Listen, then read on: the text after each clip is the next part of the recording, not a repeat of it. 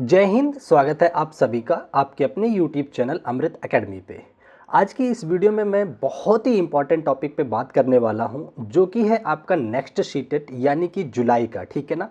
तो अगर आपने मन बना लिया है जुलाई वाला पेपर अटेंड करने का सीटेट का, और आप चाहते हैं कि बिना कोई नुकसान किए, बिना टाइम वेस्ट किए आपका पहले ही अटेम्प्ट में आपका ये क्लियर हो जाए, तो इस वीडियो में मैं उन्हीं सारे टिप्स और ट्रिक्स की बात करने वाला हूं। बिल्कुल डिटेल में समझाऊंगा कि कैसे आपको पढ़ाई करनी है, क्या पढ़ना है, क्या नहीं पढ़ना है, कितना पढ़ना है और कहां से पढ़ना है। उन तमाम चीज़ों पे मैं चर्चा करने वाला हूं। ठीक है।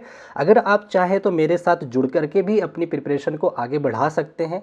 मेरे साथ तैयारी करने से आपको क्या बेनिफिट होगा, तो मैं आप लोगों को बता दूं कि आपको पूरा का पूरा कंटेंट आपके हिसाब से, मैं जो पढ़ाता हूं आपके कमेंट के हिसाब से ही अपने कंटेंट को तैयार करता हूं कि आपको किस चीज़ की नीड है। ठीक है ना।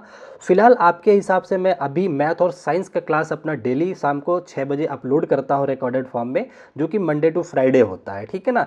तो अगर आप चाहें तो मेरे साथ जुड़ करके, और कोई पैसा नहीं देना है, पूरी की पूरी क्लास फ्री में यहाँ पे कराता हूँ मैं। ठीक है। तो बस आपको चैनल को सब्सक्राइब कर लेना है। ठीक है। तो चलिए आज की अपनी पूरी स्ट्रेटजी को एक बार अच्छे से समझते हैं कि कैसे हमें तैयारी करनी चाहिए। ठीक है ना। चलिए देखिए, अगर मैं बात करता हूँ सीटेट एग्ज़ाम की, तो बहुत बड़ा कोई तोप नहीं है। सीटेट का एग्ज़ाम एक क्वालिफाइंग नेचर का एग्ज़ाम है। ठीक है ना।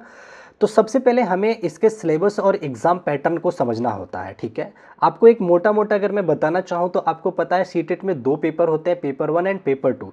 पेपर 1 आपका 1 to 5 के लिए होता है, 2 जो होता है वो 6 to 8 के पढ़ाने के बच्चों के लिए होता है आपका। ठीक है ना।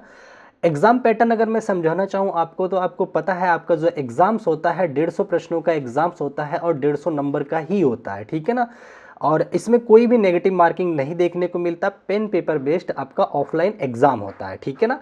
तो चलिए आगे की चीज़ों को डिस्कस करते हैं। मोटा मोटा आप लोगों ने समझ लिया। अगर मैं आप लोगों को थोड़ा सा टॉपिक्स की बात करूँ, एक समराइज वे में सिलेबस आपको डिस्कस करना चाहूँ, तो सबसे इंपॉर्टेंट टॉपिक्स में आपका आ जाता है सीडीपी, जो कि आपको पता है कितने कोड नंबर का आता है, 30 नंबर का। ठीक है ना। सीडीपी एंड पेडागोजी हो गया आपका। अच्छा, उसके बाद आपका आता है मैथमेटिक्स और ईवीएस। ये पेपर 1 के लिए बच्चों के लिए हो गया।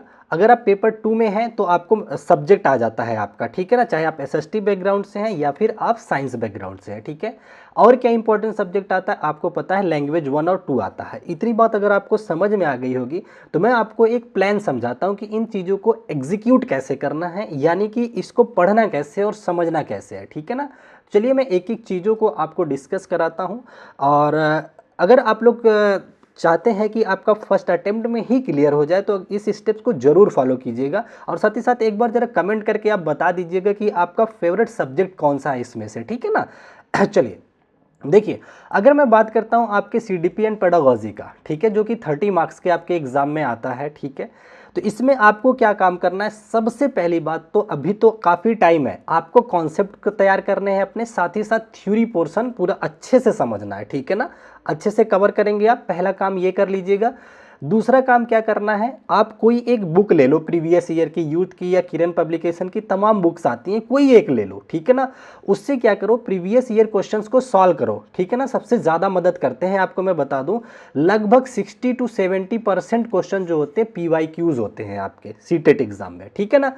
जब आप इतनी बात समझ गए, और सीडीपी में एक बहुत ही ज़्यादा इंपॉर्टेंट टॉपिक आता है आपका एनसीएफ 2005 से हमेशा क्वेश्चन पूछा जाता है, एनईपी 2020 से क्वेश्चन पूछा जाता है, आपका ग्रोथ एंड डेवलपमेंट हो गया। तमाम ऐसे चैप्टर हैं जहां से डायरेक्ट क्वेश्चन पूछा जाता है। जब आप पढ़ेंगे इस चैप्टर को तो आपको खुद ही समझ में आ जाएगा। और अगर आपको लगता है कि नहीं सर मुझे ये भी पढ़ने की नीड है, जैसे कि आपके एक दो कमेंट्स आ रहे थे कि सर सीडीपी भी पढ़ाइए, अगर आप लोग बल्क में हमें कहते हैं कि हाँ सर पढ़ना ही है आपसे, तो मैं फ्री ऑफ कॉस्ट आपको सीडीपी भी पढ़ा दूंगा, बिल्कुल डिटेल में पढ़ाऊंगा। ठीक है ना। चलिए, एक सब्जेक्ट आप समझ गए कैसे तैयार करना है। अब हम आपका आ जाते हैं सब्जेक्ट नंबर 2 पे, जो कि आपका मैथमेटिक्स एंड ईवीएस की अगर मैं बात करूं पेपर 1 के लिए। ठीक है ना। अच्छा, मैं अगर बात करता हूं आप मैथमेटिक्स और ईवीएस सब्जेक्ट कैसे तैयार करेंगे, सिंपल सा, आपको कुछ नहीं करना है मेरे भाई। सिंपल सा, आप क्लास 3rd से लेकर के 5th तक की एनसीईआरटी पढ़ डालो, अगर आप केवल पेपर 1 दे रहे हैं। ठीक है ना। अगर आप पेपर 2 दे रहे हैं, उसमें भी आपका मैथ साइंस बैकग्राउंड है या फिर एसएसटी बैकग्राउंड है, तो मैं सिंपल सा बता रहा हूँ, इसके लिए फिलहाल तो मैं खुद ही आपको पढ़ा रहा हूँ। उसमें आपको क्या करना है, देखिए एनसीईआरटी पढ़ डालना आप लोग, क्लास 3री से ले 8वीं किताबें। ठीक है ना। 8th तक अगर आप पढ़ लेंगे तो एनफ है। लेकिन मैं यहाँ पे थोड़ा सा आपको मॉडिफाई करवा दूं कि आपको चैप्टर का नाम 8th से उठाना है, यहीं तक का उठाना है, लेकिन लेवल जो रखना है क्लास 10th तक का पढ़ना है, ठीक है ना। अगर समझ में नहीं आ रहा क्या कहना चाह रहा हूँ तो आप चैनल के साथ जुड़े रहिएगा। मैं यही काम करवा रहा हूँ कि आपको कहाँ तक क्वेश्चन पूछता है और उसी लेवल से आपकी प्रिपरेशन भी करवा रहा हूँ, ठीक है ना। चलिए, और एक चीज का विशेष ध्यान देना, केवल रटने पे मस्ट फोकस हो जाना, इन चीजों को समझना, ठीक है ना, कॉन्सेप्ट को समझना। अगर चीज़ें नहीं समझ में आती हैं तो कमेंट कीजिएगा। देखिए मैं बहुत नेचुरल तरीके से पढ़ाता हूँ यहाँ पे, ठीक है ना, कोई भी एक्स्ट्रा एडिटिंग या कुछ भी नहीं करता हूँ, सिंपल आप लोगों को बताता हूँ जो मुझे नॉलेज होता है। आपकी रिक्वायरमेंट के हिसाब से मैं खुद को प्रिपेयर करता हूँ और आपके सामने कंटेंट लेकर के आता हूँ, ठीक है ना। तो आप फ्रिक्वेंटली बिल्कुल छोटा भाई बड़ा भाई समझ करके अपनी प्रॉब्लम को रख सकते हैं।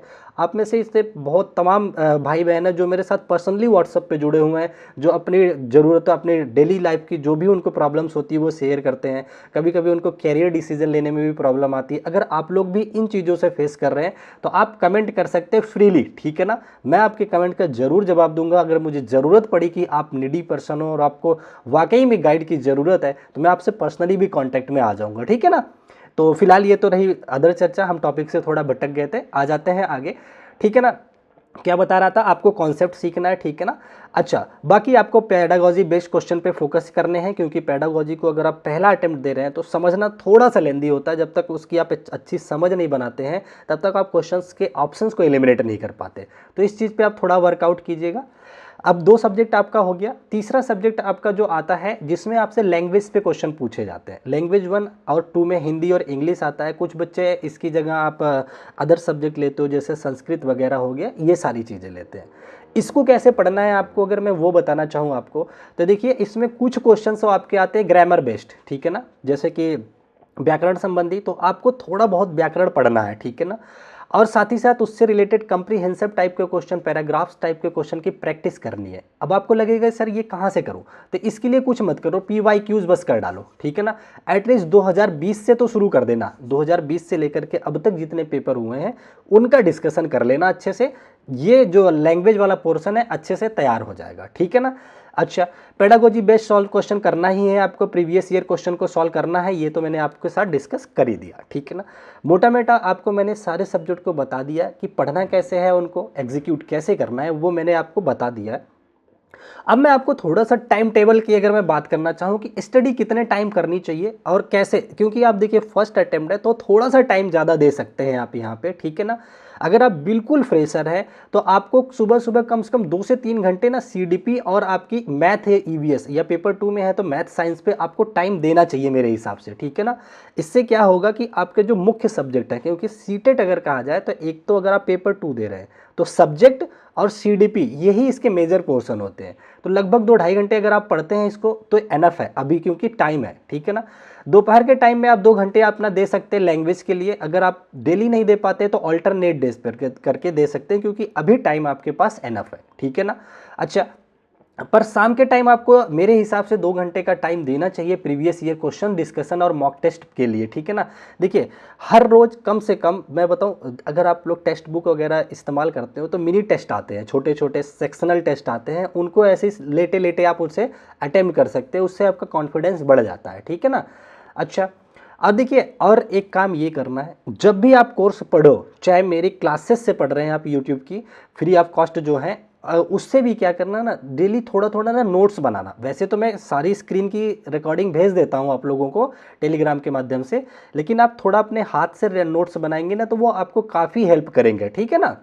और साथ ही साथ आपको रिवीजन थोड़ा थोड़ा करते रहना चाहिए, ठीक है ना। चलिए, अब सबसे लास्ट और सबसे इंपॉर्टेंट बात यह है कि जिसको कि आपको जरूर करना चाहिए और लगातार वे में करना चाहिए, क्या, एक तो मॉक टेस्ट जरूर लगाना चाहिए। मैं हमेशा ये बात कहता हूँ, क्यों, क्योंकि ना टाइम मैनेजमेंट की बहुत प्रॉब्लम आएगी आपको एग्जाम में। जो बच्चे एग्जाम दे चुके हैं आप उनसे पूछेंगे ना तो टाइम की वजह से ही प्रॉब्लम आती है, ठीक है ना। तो आपको मॉक टेस्ट और PYQ जरूर करने हैं। एटलीस्ट हर दिन आप एक मिनी टेस्ट तो दीजिए, ठीक है ना। और कोशिश कीजिए अगर टाइम नहीं है तो हफ्ता 10 दिन में एक फुल लेंथ मॉक टेस्ट जरूर लगा लिया करो, ठीक है ना। ये मत सोचना कि मेरा सिलेबस प्रिपेयर नहीं हुआ है सर, पहले मैं पूरा सिलेबस करूंगा तब करूंगा, नहीं, आप मॉक टेस्ट लगाइए, देखिए आपको सिलेबस पढ़ने में और जल्दी मिलेगा, ठीक है ना। और अच्छे से चीज़ें मेमोराइज रहेंगी। ठीक है, अब जैसे सिलेबस आपको मॉक लगाना कैसे, आपने मॉक टेस्ट दिया, आप मान लीजिए 10 में से 8 या चलिए मान लीजिए 50-50 सही किए, 5 क्वेश्चन सही किए, तो अब पूरे प्रश्नों को एनालिसिस करना, आपको एनालिसिस मिल जाता है, उसे ज़रूर करना। ठीक है, अपनी गलती को जानना, कौन सा टॉपिक वीक है, कौन सा स्ट्रांग है, उन चीज़ों पे काम करना। ठीक है, इतनी समझ गए। अच्छा, और लास्ट में क्या है, देखिए एक रिवीजन तो जरूर करते रहना चाहिए, ये तो मैंने आपको पहले ही बता दिया, और शॉर्ट नोट्स बना के रखेंगे। ठीक है, और हर रविवार को आप क्या करते हैं, क्विक रिवीजन भी कर सकते हैं, ये तो डिटेल हो गया। ठीक है ना, ठीक है। इतनी बात अगर आप करते हैं तो इतना मेरे हिसाब से एनफ है, अगर आप इस तरीके से चलते हैं। ठीक है, बाकी लास्ट में सबसे आप लोगों से यही करना चाहूँगा कि एक मोटिवेशनल माइंडसेट बना के रखिएगा, कि एकदम पॉजिटिव रहिएगा कि भाई सीटेट है, बहुत बड़ा एग्जाम नहीं है कि आपको बहुत कंफ्यूज होना है। ठीक है ना, आराम से चलिए, अभी काफ़ी टाइम है, और आप हमारे साथ जुड़ करके भी पढ़ सकते हैं, बीच बीच में मैं आपको गाइड करता रहूँगा। ठीक है ना, कोशिश कीजिए कि अपना कॉन्फिडेंस हमेशा बना के रखेंगे। ठीक है ना, स्मार्ट वर्क हार्ड वर्क को अपना मेंटेन करके रखेंगे। ठीक है, बाकी सबसे ज़रूरी बात है, पूरे अभी तक की चर्चा का सबसे निचोड़ अगर मैं बताऊं तो केवल आपको एनसीईआरटी, पीवाईक्यू और मॉक टेस्ट, ये 3 पिलर होते हैं एग्जाम्स को पास करने के, इस पे स्ट्रांग पकड़ बना के रखना। ठीक है ना, यकीन मानिए आपका सीटेट एक बार में ही क्लियर हो जाएगा। ठीक है, और आशा करता हूं कि आप लोगों को कुछ ना कुछ इससे ज़रूर हेल्प मिला होगा। अगर आप लोगों को लगता है कि मेरी वीडियो से आपको थोड़ी सी भी मदद मिल रही है, या फिर आपको एक्स्ट्रा कोई भी नीड है, आपको लगता है कि मेरा कोई सब्जेक्ट बहुत वीक है, आपको कहीं से हेल्प नहीं मिल रहा है, तो आप कमेंट करके बता सकते हैं। यकीन मानिए आपको ज़रूर हेल्प मिलेगी। ठीक है, मेरे द्वारा। ठीक है, तो आई होप इतना आज के लिए काफ़ी होगा, और अपना क्लास इसी तरीके से रन करती रहती है मंडे टू फ्राइडे। ठीक है, जिसमें मैं थ्योरी, पीवाईक्यू, एनसीईआरटी सब कुछ पढ़ा रहा हूँ। आप लोग के कमेंट के हिसाब से भी कोर्स डिज़ाइन करता हूँ, तो आप कमेंट करके बताइएगा कि क्या आप लोगों को और कोई सब्जेक्ट हो गया जिसकी नीड है, तो कमेंट जरूर कीजिएगा। ठीक है, तो अब मैं इस वीडियो को यहीं तक रखता हूँ, फिर मिलूंगा आप लोगों से नेक्स्ट वीडियो में। तब तक के लिए आप अपना ध्यान रखें। Bye bye, take care, thank you so much. जय हिंद, जय भारत।